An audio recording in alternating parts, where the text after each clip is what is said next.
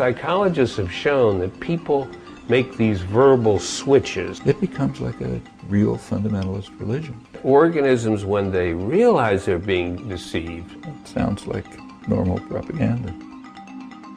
One of the most important comments on deceit for the modern period, I think, was made by Adam Smith, who is greatly revered but very little read. He pointed out that a major goal of business is to deceive and oppress the public for good reasons. And one of the striking features of the modern period is the institutionalization of that process, so that we now have huge industries devoted to deceiving the public, and they're very conscious about it, public relations industry, which strikingly developed in the freest countries, and for good reasons. Developed in Britain and the United States at the time, roughly the First World War, when it was recognized that enough freedom had been won, so you really can't control people by force, and you have to carry out modes of deception and manipulation in order to keep them under control. And by now, these are huge industries. They not only dominate marketing of commodities, which is maybe the sixth of GDP or something, just marketing, but by now they also control the political system. So, as anyone knows who watches a U.S. election, it's marketing commodities by same techniques that are used for marketing toothpaste. As far as self-deceit is concerned, it seems to me that's throughout history been mostly the property, the vocation of the educated classes, who tend, not 100% of course, but tend to be supportive of power systems, and that involves a lot of self-deceit. You have to reconstruct a picture of the world and in order to be conducive to the interests and concerns of the educated classes. Actually, I just went through an hour of that with a video conference overseas with students in the university. I mentioned where they want to talk about globalization. I started by saying there's two senses of globalization. I said every term of political discourse virtually has two senses. There's a literal sense and a sense that's used for doctrinal warfare, propaganda. So it's true of terrorism, aggression, take your choice. This happens to be globalization. So I said, well, there's two senses of globalization. There's the doctrinal sense, which refers to the specific form of economic international integration that's organized by major corporations, a few powerful states, within the framework of the so-called Washington Consensus, World Trade Organization, and so on. That's one form. There's another, in the literal sense of globalization, just means international integration. And there's a huge number of people dedicated to globalization. They're called anti-globalization. So if you take a look symbolically at the World Economic Forum and the World Social Forum, which meet almost simultaneously, World Economic Forum represents a tiny sector of highly privileged people. And their form of international integration is called globalization. World Social Forum draws from about as wide a range of people in the world as any organization ever has. I mean, all over the world, different walks of life, anything from peasants to professionals and so on. And their form of globalization is called anti-globalization because it's working out plans directed to the interests of people. So I started off by that, but then every question used globalization in the technical sense, the propagandistic sense. That's self-deceit. And that's a large part of what I think education's about. So yeah, deceit is a technique of control on the part of the powerful when force is unavailable. And of course, even when force is available. But and self-deceit is a substantial part of the history of the educated classes, as far back as you go. Let me ask you personally, just out of curiosity, you've devoted most of your intellectual life to, on the one hand, the deep structure of language, and on the other hand, is something that I just classify under deceit and self-deception. All of your analyses of, like the the absurd double standard in which the word terrorism is used. It's not terrorism to arm the Contras to attack women's collectives in Nicaragua, but it's terrorism to strap a bomb on yourself and blow up some people in a pizzeria, etc., etc. Is there any relationship in your own life, or do you see any connection between your linguistic work and your continued analysis of deceit and self-deception in society? There's a kind of a loose connection, and I've occasionally spoken and written about it, but only when I'm asked to, because, I mean, the honest truth is that if I was an algebraic topologist, I'd do the same political work. Indeed. It wouldn't have any connection to it. So I don't draw anything from what I know about language. Right. And people are constantly saying, well, you linguists, you must be analyzing the language of deception. But no, I mean, analysis of the language of propaganda and so on is just common sense. You don't have to have any special knowledge about it. No. But there is a connection, and in fact, the connection was brought out in during the Enlightenment, in the early Romantic period. So take, say, figures like Rousseau, for example, or Wilhelm von Humboldt is the most extreme. He was one of the founders of classical liberalism, but he was also a leading linguist, and he drew some of the potential connections, all coming from a kind of Cartesian source, namely the idea that the core element of human beings, what in the Cartesian picture distinguishes humans from beast machines, animals and machines. Mm-hmm. The core property is a kind of creative capacity that humans have and no beast or machine has, which, according for the Cartesians and their followers, was manifested most clearly in language. That is the capacity to do what you and I are now doing, just to, produce new thoughts, new ideas. For the Cartesians, the core element of the human essence, and for the following generation, I mean, say, through Rousseau, some of Rousseau's more egalitarian essays, von Humboldt and others, it also became what Bakunin called an instinct for freedom. Just some core element in humans that seeks freedom, and any institutional structure that limits that freedom has to be challenged. That's actually a core principle of classical liberalism, and it found its way right into anarchism, which, in my view at least, is the inheritor of classical liberalism. Mm-hmm. Classical liberalism was sort of bricked against the shoals of capitalism and basically disappeared. But I think it's fair to regard the anarchist tradition as a descendant based on the principle that you have to challenge any form of authority and make it justify its legitimacy, because it is interfering with a core component of human nature, which manifests itself most explicitly in the use of language, but many other things. So in that sense, there's a kind of a loose connection, but it's not a deductive connection. I mean, you can't draw some conclusion from linguistics about political life or conversely. Right. Do you see any other connection? Well, one of the great benefits of language is the fact that we can make statements about events that are far in space and time. Of course, the problem is that we can make false statements about events distant in space and time. They're even harder to verify or check on than statements about events that are nearby. So language, to me, greatly increases the opportunity for deception in our lineage, misinformation, and it greatly increases the opportunities for self-deception as well.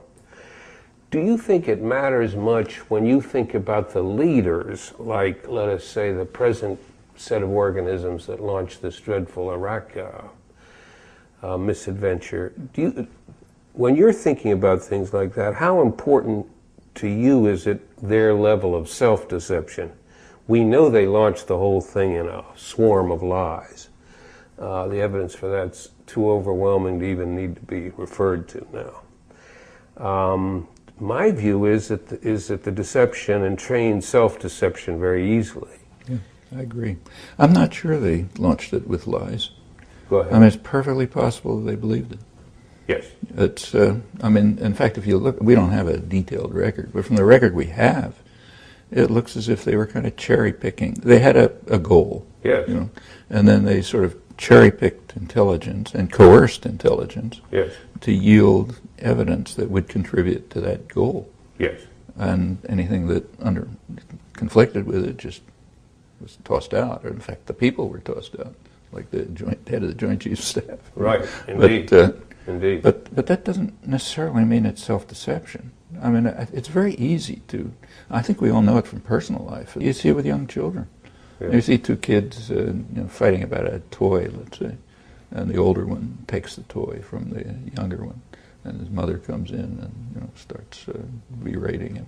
They give you an answer saying, "Look, it was really mine, and he took it from me, and he didn't want it anyway." And you build up a whole story, which the kid probably believes. They're not, and it's. I suspect it's pretty similar when Cheney and Rumsfeld pick the evidence they want to invade another country. Yeah. I suspect it's more or less the same mechanisms. So yeah, sure, it is self-deception, but it just it's so automatic that it takes effort and energy to try to see yourself from a distance. Yes. It's hard to do. No, it is. I think in everyday life we're aware of the fact that when we're watching something on stage, so to speak, we have a better view, overall view, than the actors on the stage have. If you can see events laterally and sideways, you can say, my God, they're doing this and they're doing that. But if you're embedded in that network at the time, it's very hard. Much harder. In fact, you can see it very clearly by just comparing historical events which are similar. They're never identical, but similar. So say take the Russian invasion of Afghanistan, the Saddam's invasion of Kuwait, the U.S. invasion of Iraq. Just take those three. Well, from the point of view of the people who perpetrated it, it was a noble effort and done for the benefit of everyone. No reason to think they were lying. They had arguments. In fact, the self-justifications are kind of similar. Actually, I had an interview with a Polish reporter a couple of weeks ago, and we were talking about this, and I asked him whether he'd been reading Pravda during the during the Afghan war. Mm-hmm. We didn't have to go on with the conversation. He just laughed because he saw the point right away. I mean, it was about the same as the U.S. British press in regard to the Iraq War. There was criticism of the war in the Russian Soviet press, same kind that there is here. It's costing too many lives. Poor brave soldiers dying in vain. We can't bring the gifts we want to bring to the Afghan people. We can't bring because of terrorists who are, stop jihadi, Islamic crazed terrorists who are trying to disrupt people's lives. And we're improving things in Kabul. Women can go to the university, but how can we do this with the terrorists around? And on and on. It almost translates, but we can't see it for ourselves. We can see it for them. Like nobody doubts that the Russians committed aggression, that Saddam Hussein committed aggression. We attribute to them rational goals. Maybe they wanted to control the energy of the Middle East or something. With regard to ourselves, it's impossible. Actually, I've reviewed a lot of the scholarly literature and journalistic literature on this, and it's close to universal. We just cannot adopt towards ourselves the same sane attitudes that we adopt easily, in fact reflexively, when others commit crimes. It's like your terrorism example. Just can't do it. And if anyone says it, educated people, liberal intellectuals are infuriated because it suggests that we could do something that's not noble. We can make mistakes. That's easy. So you can criticize mistakes. You can criticize low-level crimes, like Abu Ghraib.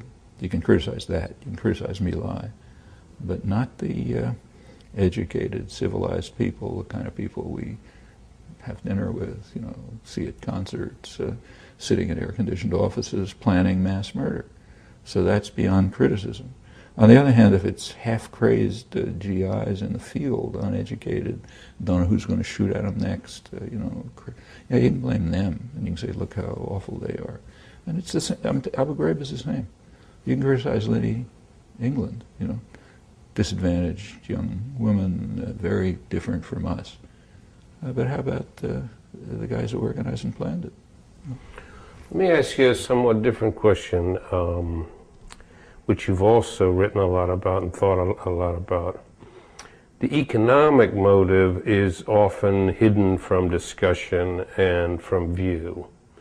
So, in retrospect, all of this hysteria about anti-communism, what was it? I mean, whenever someone came up with a socialist system, it was a system that was not going to be open to our exploitation. Likewise, in the Iraq case, there was an economic motive in terms of seizing a major section of the world and implanting some military bases. I feel that we plan to put those military bases in for good. We've never left any place voluntarily, except Grenada, right? Well, after all, that's the nutmeg capital of the world. Giving Right. that up is quite a lot. It's quite a lot, right? And Vietnam, they ushered us out the front door, so that was the end of that. But we haven't left the Philippines, we haven't left Cuba, we haven't left nowhere, So it's almost like we looked around the globe and saw there's this there's this really important area with all this oil. Even when this issue comes up, well, what about the oil? The scholarship discounts it, and they discount it for interesting reasons. They discount it because it doesn't make sense. After all, the U.S. could get hold of the oil anyway, because it's just on the market. Once a ship's on the seas, it goes anywhere you want. So it doesn't increase access to oil, which is perfectly correct. It doesn't increase access to oil. It increases control over oil. And that distinction is critical, and it just can't enter scholarship. In fact, here's another case like Afghanistan and Kuwait. Dick Cheney the other day, he was somewhere in Central Asia, Kazakhstan or somewhere. Right. He was trying to get them to make sure to direct their pipelines to the west so the U.S. can control them. And he said control over pipelines these are tools for intimidation and coercion. He was talking about if somebody else controls the pipelines. Right. So like if China controls the pipelines, it's a tool of intimidation and coercion. But if we control the pipelines, it's just benevolent and free and wonderful. Yeah. And I was interested to see if anybody's going to comment on that. I mean, here he is in whatever it was, Kazakhstan, to get them to ensure that we control the pipelines. But as long as he's talking about somebody else's control, then it's intimidation and coercion. When he's, at the very moment he's trying to get them to give us control, that's liberation and freedom. Now, to be able to live with those contradictions in your mind really does take a good education. But let me give you an example of the kind of stuff on the individual psychology studies that is reminded to me by points you're making.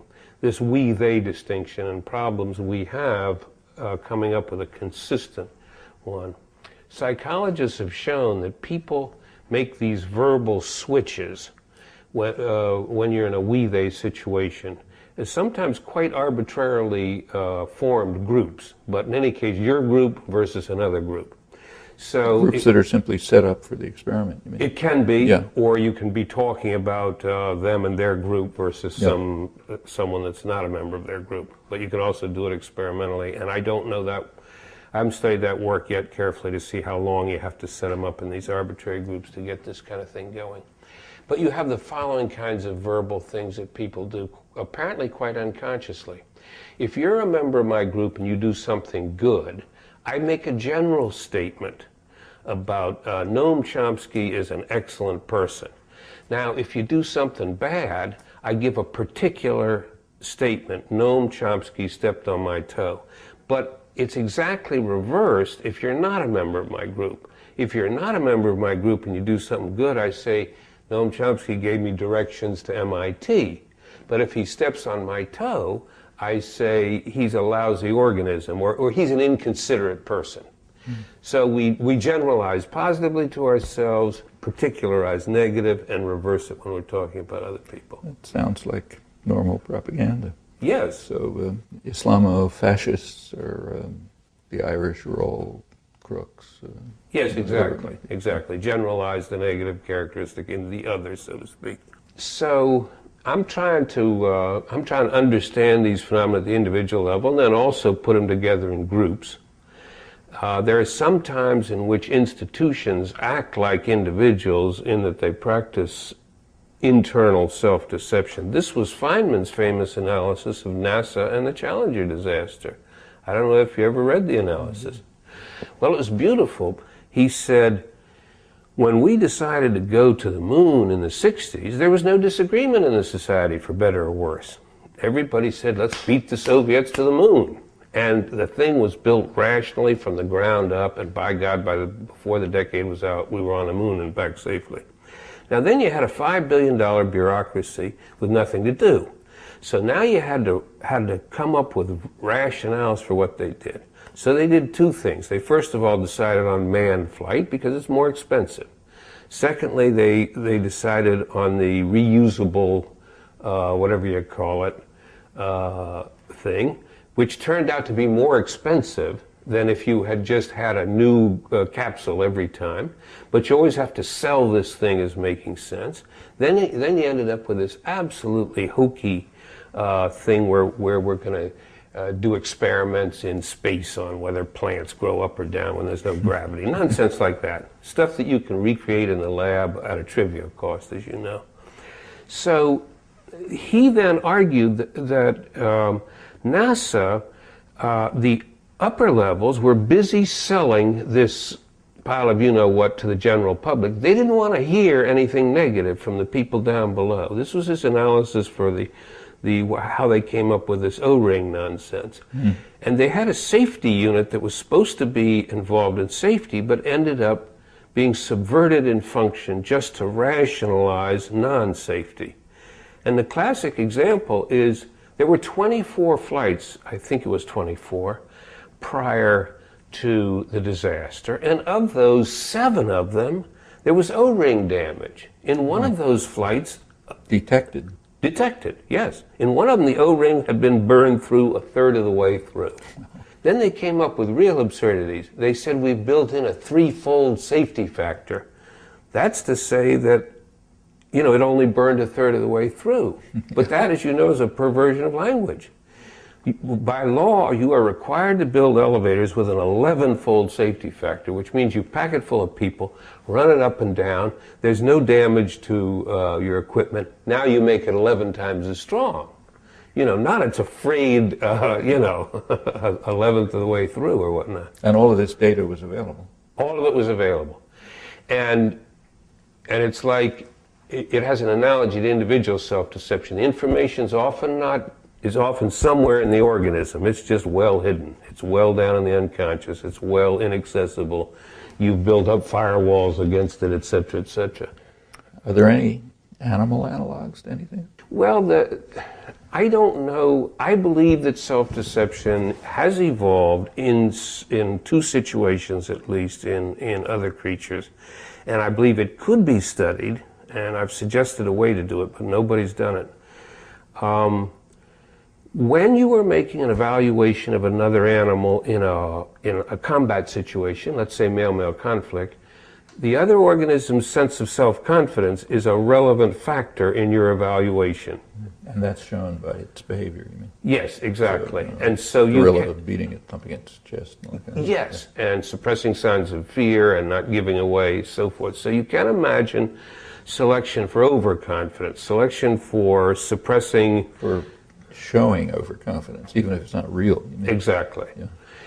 Likewise in situations of courtship, where females are evaluating males. And again, the organism's sense of self is a relevant parameter. We all know that people that have a low opinion of themselves, that's a sexual and romantic turnoff right there.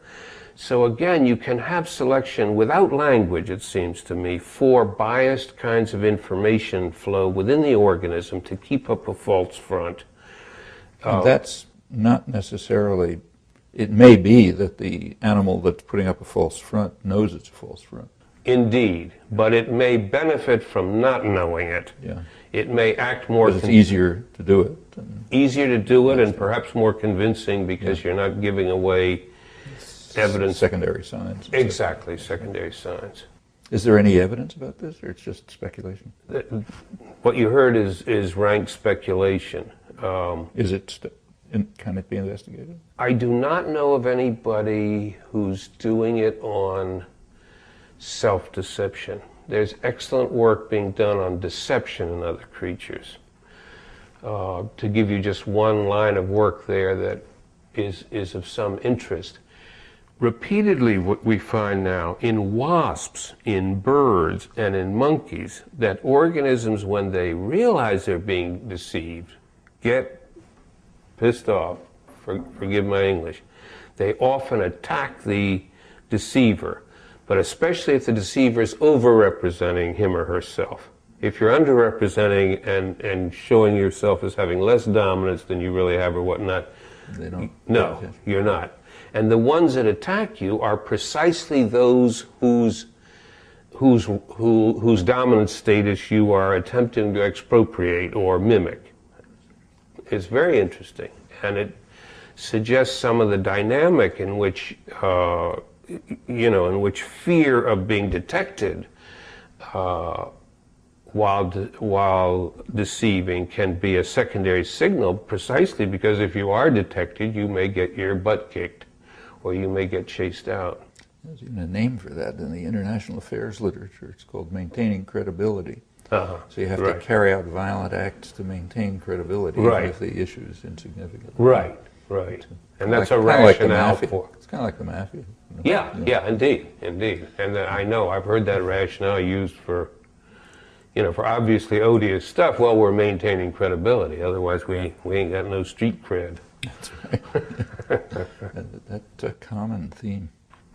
There was a brilliant study, which is a very difficult one to do at the time. You can do it much more easily now, by Gore and Sackheim about 20 years ago, using the fact that we respond to hearing our own voice with greater arousal than we show when we hear another human's voice. In both cases, we show physiological arousal. Galvanic skin response is one such measure. About twice as big a jump if you hear your own voice. Now, what you can do is have people matched for age and sex read the same boring paragraph from Thomas Kuhn's Structure of Scientific Revolution. Chop it up into 2, 4, 6, 12 second segments. Create a master tape where some of the time you're hearing your own voice, a lot of the time you're hearing not. Now then you've got to press a button which says if you think it's yours, and they also had them press a second button how sure you are. But meanwhile they got the galvanic skin response. Now they discovered two interesting things. First of all, some people denied their own voice some of the time, but the skin always had it right. Some projected their own voice some of the time, the skin always had it right. The deniers denied the denial, but the projectors half the time were willing to admit afterwards that they think they made the mistake of projection. In a follow-up. Yes, in a follow-up interview. Right. Just asking them. Okay, now the second thing they should... What do you think the reason for that is? The difference between the projectors and the deniers? Yeah. Well, I don't have a good way of putting it, Noam, but to me, when you want to deny reality, you've got to act quickly and get it out of sight. The deniers also showed the highest levels of galvanic skin response to all stimuli. It's like they were primed to do it. Inventing reality, a little bit more a relaxed enterprise, but I haven't... It's not as threatening. Yes, something like that. I haven't thought out a good way to put it, but something along that is the way I've been thinking. The final thing they showed was that they could manipulate it. So, psychologists have lots of devices for making you feel bad about yourself, and one of them is just give you an exam. After all, these are university students. Just a little pseudo-exam. Give them their results at random. So they tell half of them you did lousy, half of them you did good. And then what they found was that those that were made to feel bad about themselves started to deny their own voice more, while those that are feeling good start hearing themselves talking when they're not. So, you know, we didn't evolve to hear our voice on a tape recorder. You have to use some kind of interpretation here. But it's like self-presentation is contracting under failure, and it's expanding under... You might be interested in a book that's coming out by a very smart guy, James Peck, who's a sinologist, who's got a book coming out called Washington's China, in which he does a very in-depth analysis of the national security culture. He went through the National Security Council literature, you know, the background literature and so on.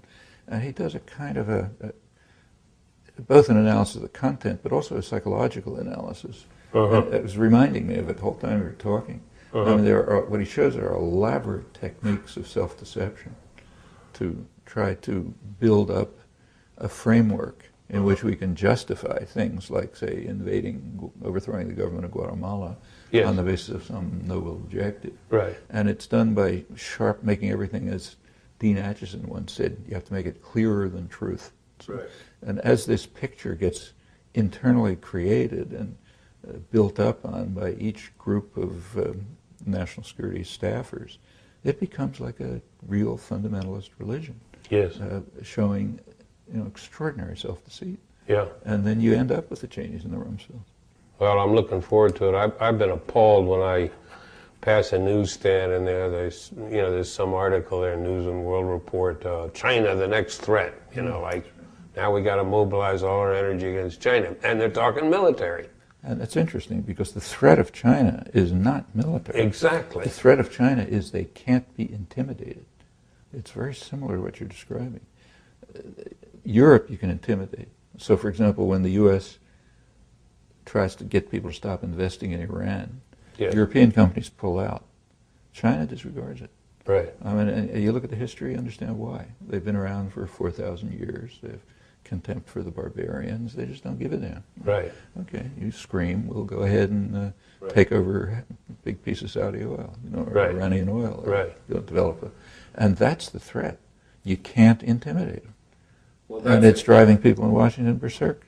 But, you know, of all the major powers, they're the one that has been least aggressive militarily. They haven't even developed an offensive military capacity. I think they've got 20 missiles or something. Right. You know, nothing. Yet we're talking about it already. And you can see what the threat is. They cannot be intimidated. That's and a what very you do, good they point. just go ahead and they look at you with contempt. It's a little bit like, you know, a gorilla pounding his chest. Some people lie about this, that, and the other. Other people lie about one another. Everybody lies.